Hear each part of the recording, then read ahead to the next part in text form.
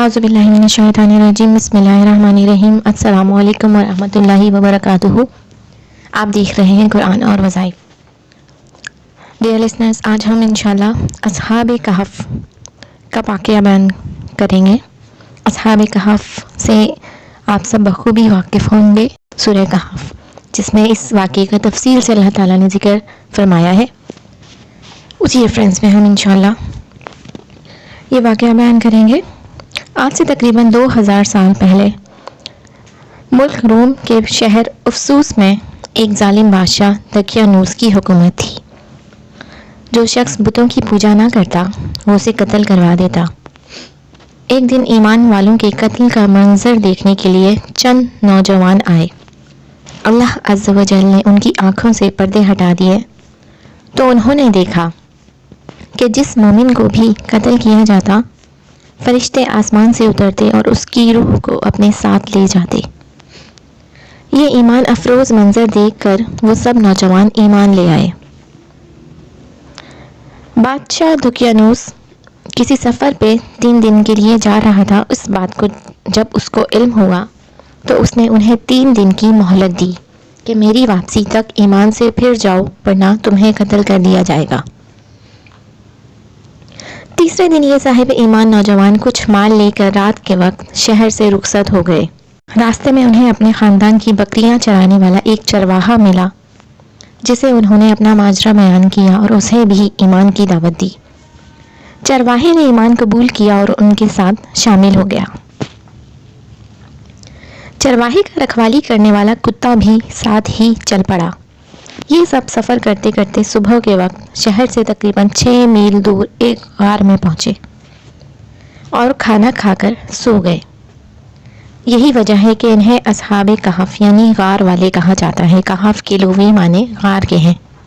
بادشاہ دقیانوس سفر سے واپسی پر اصحاب کہف کے غار میں پناہ لینے کا پتہ چلا تو اس نے غار کے منہ پر دیوار بنوا دی تاکہ وہ بھوک اور پیاس کی وجہ سے یہیں انتقال کر جائیں اور یہی غار ان کی قبر بن جائے۔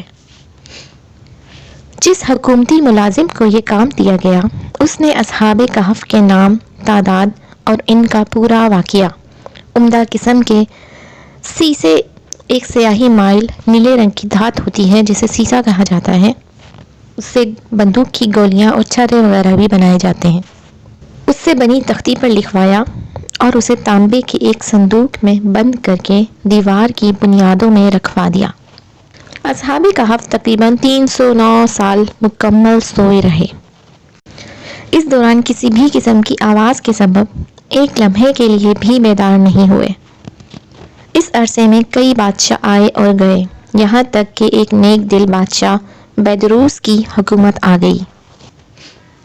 اس کے زمانے میں کئی فتنے اٹھے، جن میں سے ایک یہ بھی تھا کہ مرنے کے بعد دوبارہ زندہ ہونے اور قیامت آنے کا کچھ لوگ انکار کرنے لگے تھے۔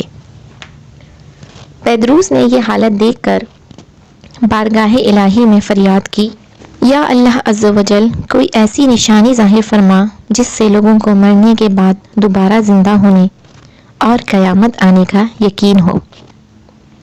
چنانچہ اللہ عز و جل نے بادشاہ کی دعا یوں قبول فرمائی کہ ایک چرواہے نے اپنی بکریوں کے آرام کے لیے اس غار کو چنا اور لوگوں کے ساتھ مل کر غار کے منہ پر بنی دیوار کو گرا دیا۔ دیوار کے گرتے ہی لوگوں پر ایسی ہیبت طاری ہوئی کہ سب وہاں سے بھاگ کھڑے ہوئے۔ دیوار گرنے کے بعد اصحاب کہف بیدار ہو گئے۔ حالت ایسی تھی کہ جیسے ایک رات کے سوئے ہوں، چہرے تر و تازہ اور کپڑے بالکل صاف ستھرے تھے۔ نیز ان کا کتا غار کے کنارے کلائیاں پھیلائے لیٹا تھا۔ اصحاب کہف صبح کے وقت سوئے تھے اور جب اٹھے تو سورج ڈوبنے میں کچھ وقت باقی تھا۔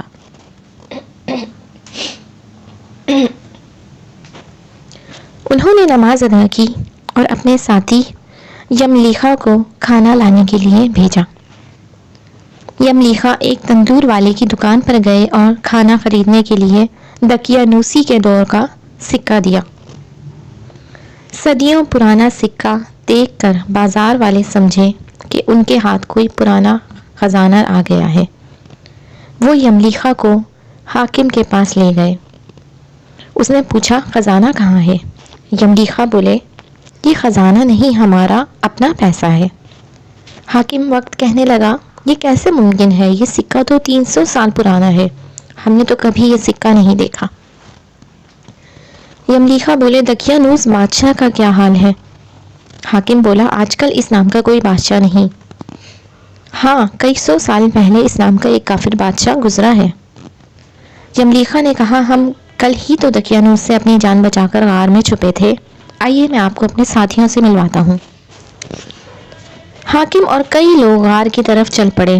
غار میں موجود اصحاب نے جب لوگوں کی آواز سنی تو سمجھے کہ یملیخا پکڑے گئے ہیں اور دقیانوسی فوج انہیں بھی پکڑنے آ رہی ہے۔ یملیخا نے غار میں پہنچ کر ساتھیوں کو سارا ماجرا سنایا۔ حاکم نے غار کے کنارے صندوق دیکھا تو اسے کھلوایا، اندر سے تختی ملی جس پر اصحاب کہف کا حال لکھا تھا۔ حاکم نے یہ خبر بادشاہ بیدروس تک پہنچائی، وہ بھی آ گیا اور اس نے اصحاب کہف کا حال دیکھ کر سجدہ شکر کیا کہ اللہ عز و جل نے مرنے کے بعد زندہ ہونے اور قیامت کا یقین دلانے کے لیے نشانی عطا فرمائی۔ اس کے بعد اصحاب کہف غار میں دوبارہ سو گئے اور ان کی روح قبض کر لی گئی۔ بیدروس نے لکڑی کے صندوق میں ان کے جسم مبارک رکھے، غار کے قریب مسجد تعمیر کرنے کا حکم دیا اور لوگوں کے لیے دن مقرر کر دیا کہ ہر سال عید کی طرح وہاں آیا کریں۔ اصحاب کہف کی تعداد ایک قول کے مطابق 7 تھی اور جن کے نام یہ ہیں مکسلمینا، یملیخا، مرتونس، بینوئنس، سارینونس، زونوائس، کشف تیتونس اور کتے کا نام کزمیر تھا۔ ویڈیو پسند آئے تو لائک اور شیئر کیجیے، چینل کو سبسکرائب کرنا نہ بھولیے۔ وآخر دعوانا ان الحمد للہ رب العالمین۔ السلام علیکم ورحمۃ اللہ وبرکاتہ۔ جزاک اللہ خیرن۔